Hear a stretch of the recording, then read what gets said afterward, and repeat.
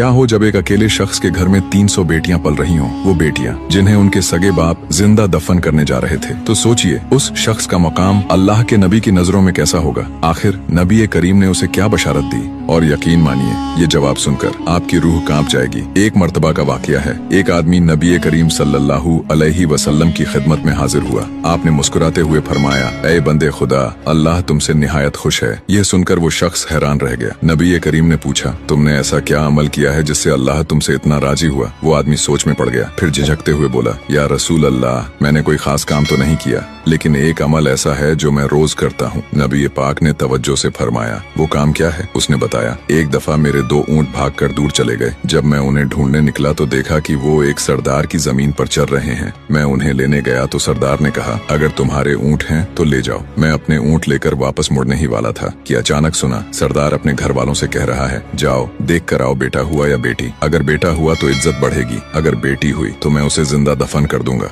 ये सुनते ही मेरा दिल कांप उठा। मैं वहीं ठहर गया। कुछ देर बाद खबर आई, बेटी पैदा हुई है। मैंने फौरन सरदार से कहा, अगर तुम अपनी बेटी को मारना चाहते हो तो ऐसा मत करो, उसे मुझे दे दो। सरदार ने गुस्से से जवाब दिया, ऐसे नहीं, ऊंट दो मुझको। उस शख्स ने कहा, तुम तो उसे जिंदा गाड़कर कुछ भी हासिल नहीं करते, मुझे दे दो। मगर सरदार ने जिद की। आखिरकार फिर मैंने अपने दोनों ऊंट दे दिए और उस मासूम बेटी को अपना लिया। आदमी ने आंसुओं भरी मुस्कान के साथ कहा, मैंने उस क्या हो जब एक अकेले शख्स के घर में 300 बेटियां पल रही हों, वो बेटियां जिन्हें उनके सगे बाप जिंदा दफन करने जा रहे थे। तो सोचिए उस शख्स का मकाम अल्लाह के नबी की नजरों में कैसा होगा। आखिर नबी करीम ने उसे क्या बशारत दी, और यकीन मानिए ये जवाब सुनकर आपकी रूह कांप जाएगी। एक मर्तबा का वाकया है। एक आदमी नबी करीम सल्लल्लाहु अलैहि वसल्लम की खिदमत में हाजिर हुआ। आपने मुस्कुराते हुए फरमाया, ऐ बंदे खुदा, अल्लाह तुमसे निहायत खुश है। यह सुनकर वो शख्स हैरान रह गया। नबी करीम ने पूछा, तुमने ऐसा क्या अमल किया है जिससे अल्लाह तुमसे इतना राजी हुआ। वो आदमी सोच में पड़ गया, फिर झिझकते हुए बोला, या रसूल अल्लाह, मैंने कोई खास काम तो नहीं किया,